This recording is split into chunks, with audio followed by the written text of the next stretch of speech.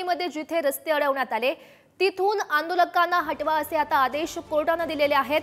उद्या दुपारी 4 वाजेपर्यंत कारवाई पूर्ण करा, हायकोर्टाने सरकारला हे निर्देश दिल्याचं बघायला मिळत आहे। आझाद मैदान व्यतिरिक्त कुठेही आंदोलन नको असंही हायकोर्टाने म्हटलंय।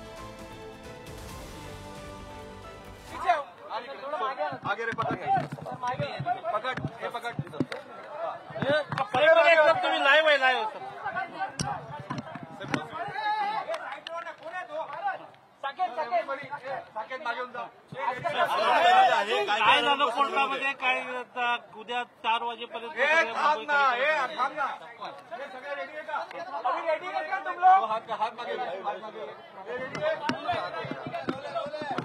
राजे नेमका सुनावणीत काय झालं? शेवटच्या बॉलवर तुम्ही सिक्सर मारला। प्रशांतजी, असं आहे की कोर्टाच्या प्रत्येक आदेशाचा सर्वांनी आपण सन्मान करायचा असतो, जो दादांनी देखील इथून मागे केलेला आहे। आजपर्यंतच्या इतिहासामध्ये मराठ्यांनी या देशाचं, या राष्ट्राचं, या संपत्तीचं स्वातंत्र्यापूर्वी संरक्षण केलेलं आहे। हा दैदिप्यमान इतिहास आपल्याला शिवाजी महाराजांच्या इतिहासापासून जगत ज्ञात आहे आणि हा असा जाज्वल्य इतिहास जागवण्याच्या 350-400 वर्षानंतर या मराठा समाजाच्या किंबहुना कुणबी या जातीच्या मागणीसाठी दादांचं 8वं उपोषण आहे, ते आमरण उपोषण आहे। आपल्याला सर्वांना माहिती आहे की यापूर्वी 31 मे 2025 रोजी इथून मागे सरकारने लेखी दिलेल्या आश्वासनानुसार दादांनी यापूर्वीचे 6 ते 7 उपोषणं सोडलेली आहे। याचा प्रसार आणि प्रचार आपल्या माध्यमातून बराच वेळा झाला, पाहिला आणि सगळ्यांनी तो नोंद केलेला आहे। आपल्याला इथे सांगण्यास आनंद होत आहे की ज्या ठिकाणी दादांनी ही घोषणा 4 महिन्यापूर्वी केली, याची कल्पना सरकारला, या प्रशासनाला जाणीवपूर्वक यापूर्वी 4 वेळा 10 वेळा झाली आहे आणि आपल्या माध्यमातून बराच वेळा याची माहिती सरकारने आपल्याला सुद्धा दिलेली आहे। हे करत असताना सरकारकडे निवेदन आमरण उपोषणाचं असताना नियम 26 तारखेला आला, तो लागू केला। निवेदनाचा दिनांक हा 4 महिन्यापूर्वीचा होता। हा आता वादाचा मुद्दा आहे, आम्ही मांडू। पहिली गोष्ट, दादांना जी पहिली परवानगी मिळाली ती नवीन बॉम्बे पोलीस ऍक्टच्या नवीन धोरणानुसार, नवीन रूलनुसार मिळाली। त्या ठिकाणी ही डेजिग्नेटेड प्लेस जी आहे आझाद मैदान, आपल्याला माहिती आहे 5000ची ही क्षमता असलेलं डेजिग्नेटेड प्लेस इथे देण्यात आलं दादांना आणि त्या ठिकाणी त्यांचं आमरण उपोषण आपल्या सर्वांच्या माहितीसाठी, आपल्याला सगळ्यांना ती माहिती आहे, सुरू झालं आणि त्या संदर्भातला अर्ज देखील त्यांनी तिथे केला। वेळ अशी आहे की त्या अर्जाच्या दिवशी 27 दिनांक 29 दिनांक 30 या दिवशी आपण निरंतर परवानगीचा अर्ज तिथे केलेला आहे। ज्या प्रकारे आंदोलकांनी किंवा ज्या प्रकारे आंदोलकांचे या 2 ते 3 दिवसात ज्या मानवी हक्क त्यांचे आहेत, आंदोलक काय आरोपी नाहीये। पहिली गोष्ट आपण हे लक्षात घेतलं पाहिजे। आज आपल्या प्रिझन मॅन्युअलनुसार सुद्धा सर्व आंदोलकांना येथे आपल्याला सांगण्यात येते की मानवतेच्या दृष्टिकोनातून अन्न, पाणी, लाईट, ज्या गरजेच्या गोष्टी आहे, शौचालय, पाणी पिण्यासाठी, आंघोळीसाठी गरजेच्या असतात, त्या देणं गरजेचं होतं। आंदोलन ज्या दिवशी पुकारलं त्या दिवशी सर्वांना अशी कल्पना होती की आपल्याला मुंबईला आझाद मैदानाला जायचं आहे, याची कल्पना सरकारला देखील होती।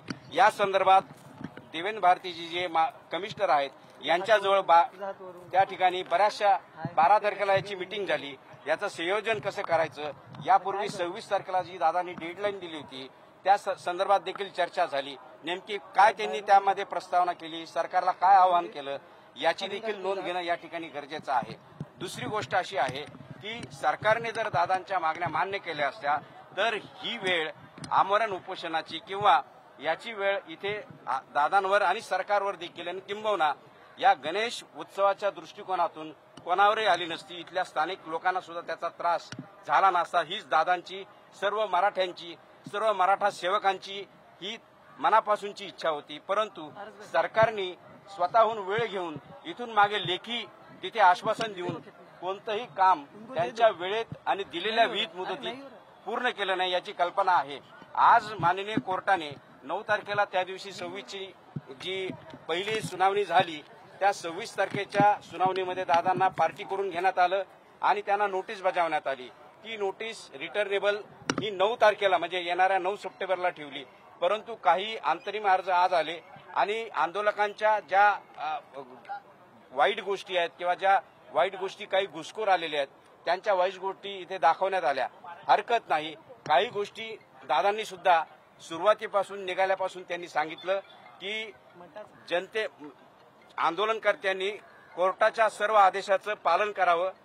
त्या संदर्भात त्यांनी वेळोवेळी आंतरवली सराटी ते मुंबई आणि मुंबई इथे आल्यानंतर सुद्धा मी आपल्या माध्यमातून वेळोवेळी सर्व आंदोलनकर्त्यांना, मराठा सेवकांना यापूर्वी आवाहन केलेलं आहे की तुम्ही न्याय, कायदा, सुव्यवस्था पाळायची आहे आणि ती आपण पाळलेली आहे. ज्याप्रमाणे त्या माननीय उच्च न्यायालयाने अटी घालून दिल्या होत्या त्या आपण सर्व पाळण्याचा प्रयत्न केला. परंतु दिनांक 29, 30 व 31 या दरम्यानच्या काळामध्ये आपण पाहिलं असेल भरपूर पाऊस होता आणि ज्या ठिकाणी डेजिग्नेटेड प्लेस आहे त्या ठिकाणी भरपूर पाणी साचलं होतं आणि आपण हेही पाहिलं असेल की एक पोलीस ऑफिसर तिथे भोवळून पडला आणि त्याला मदत मराठा सेवकांनी केली. वाईट गोष्टी दाखवल्या जातात, चांगल्या दाखवल्या जात नाहीत. आपल्याला त्या दाखवणं गरजेचं आहे. मराठ्यांनी आजपर्यंत कोणाचाही हक्क हिरावून घेतलेला नाही, उलट त्यांचे हक्क प्रस्थापित केलेले आहेत आणि त्यांचे हक्क अबाधित केलेले आहे. ही राजश्री शाहूंनी, शिवाजी महाराजांनी आणि सयाजीराव गायकवाडांनी आणि बऱ्याचशा अशा मोठ्या लोकांनी आपल्याला दाखवून दिलेलं आहे. तरी दादांचं हे आंदोलन हे सरकारविरुद्ध आहे.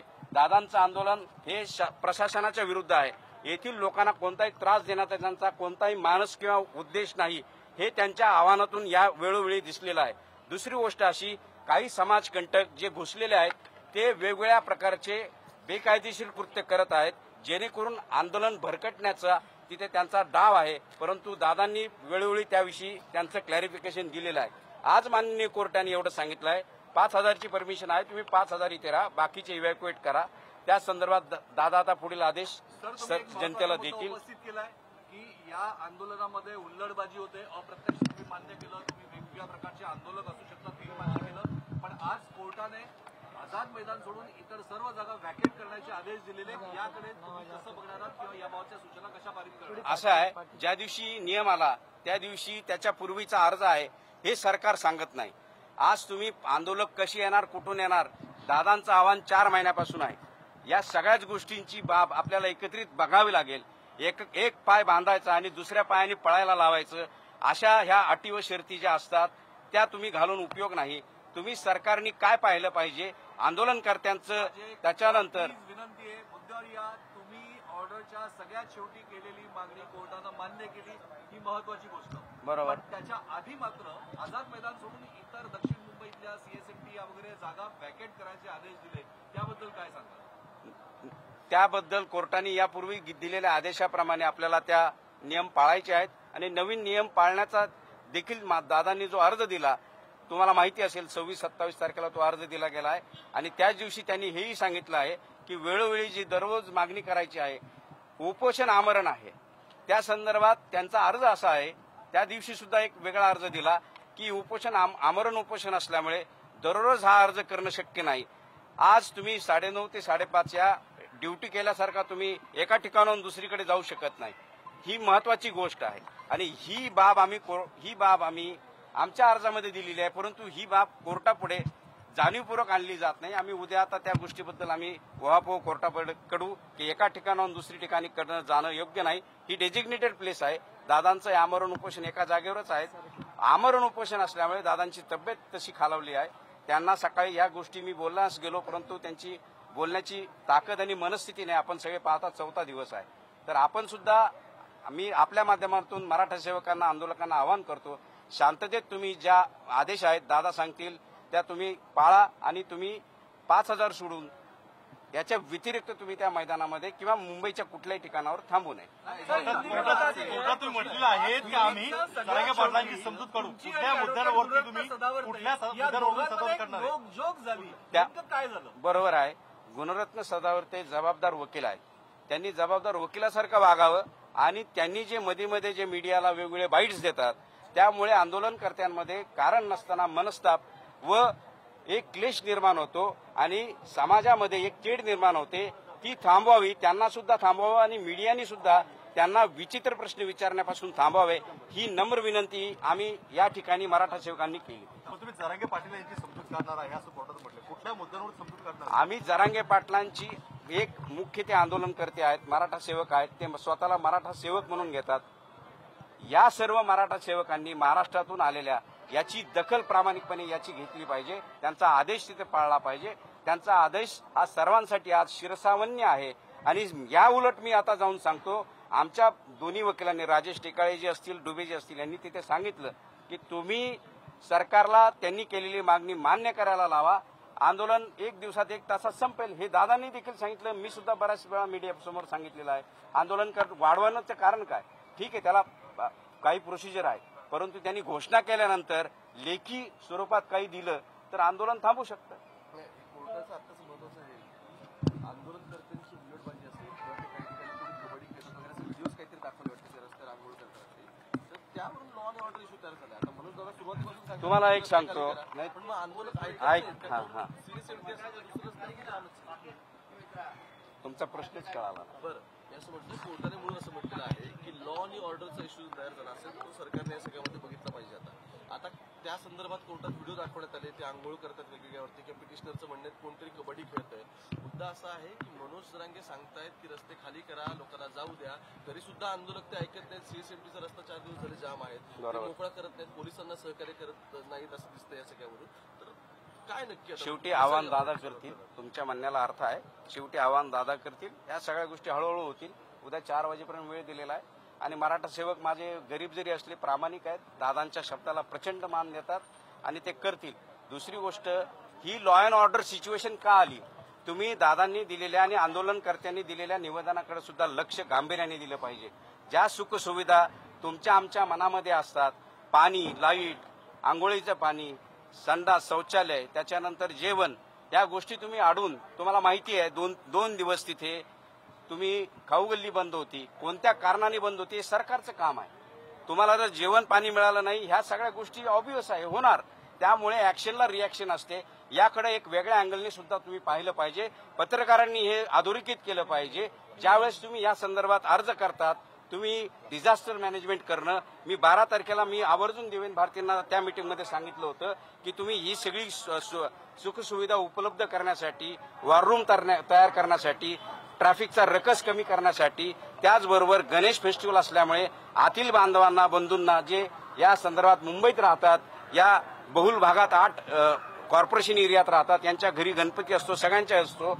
आणि हे आदराचं असं हे गणेश फेस्टिवल आपल्याला माहिती असतं मुंबईमध्ये आणि मुंबईच्या परिसरामध्ये. आपण त्याचा सन्मान करण्यासाठी त्याही लोकांना कोणताही त्रास होऊ नये. आणि हा सुट्टीचा दिवस असल्यामुळे तुम्हाला हे लक्षात आलं असेल, पाणी न मिळाल्यामुळे या सगळ्या गोष्टी झाल्या. जेव्हा याच्या बातम्या तिथे गेल्या तेव्हा तेव्हा संपूर्ण महाराष्ट्रातून खाण्याचे आणि पाण्याचे ट्रक आले आणि त्या वितरित करण्यासाठी त्यांनी जेव्हा तिथे सुरुवात केली, त्याच्यानंतरचे हे व्हिडिओ तुम्ही सांगताय झाले, कारण तो एक राग मनामध्ये होता आणि ते झालं असेल. काही लोक घुसले. गंभीर मुद्दा हिअरिंग मध्ये समोर आला. आंदोलक पत्रकारांवर सुद्धा हल्ले करताय, महिला पत्रकारांना धक्काबुक्की झाली. मनोज जरांगे त्या तुम्हाला माहिती असेल, त्यावेळेस सुद्धा मनोज दादांनी स्पष्टपणे सांगितले, कानाखाली काढा.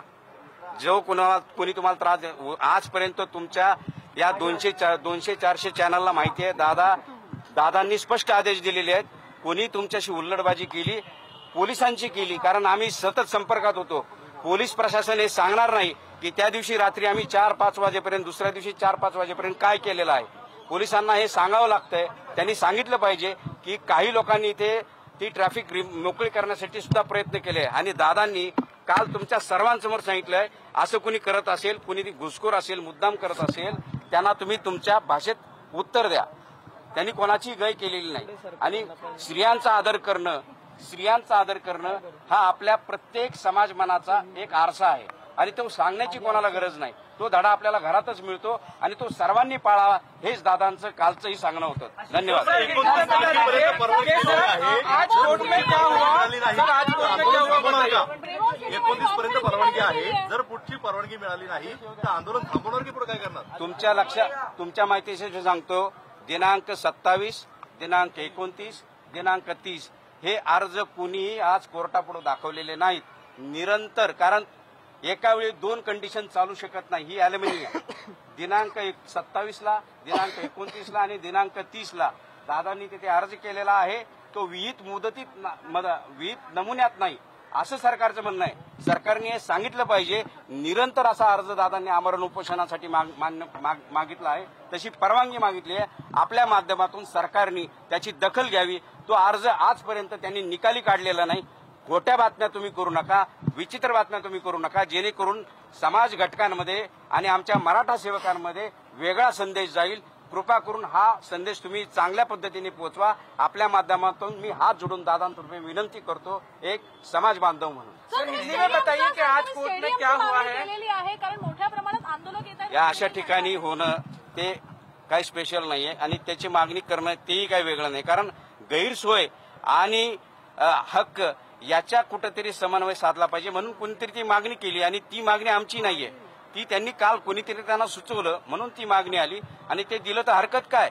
या जमिनी, या कलेक्टर कचेरी, तुमच्या रेल्वेज या आमच्या छातीवर उभ्या आहेत. याची तुम्ही कृपया दखल घ्यावी. हे महाराष्ट्राला सांगावं. शेतकऱ्यांनी त्यासाठी जमिनी दिलेल्या आहेत. हे तुम्ही याची दखल घेऊन सांगितलं पाहिजे. सर थोडं पुढे या ना सर, पहिला थोडं पुढे या सर. थोडं पुढे या, थोडं पुढे. हा बस, हा बस. भाई अभी बोल लो, थोड़े मागे या. आज कोर्ट में क्या हुआ है, आज मुद्दे को लेकर माननीय कोर्ट ने क्या आदेश दिए हैं?